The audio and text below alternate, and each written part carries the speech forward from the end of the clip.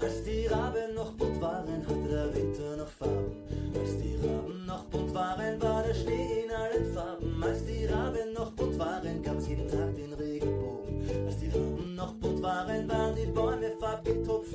Doch jeder wollte schöner sein als sein Rabennachbarfreund. Bloß seine Farbe ganz allein musste die echte sein. Sie zankten, rauften, schnabelten, Zupffedern flogen durch den Wind. Als plötzlich schwarzer Regen fiel, waren sie alle rabenschwarz.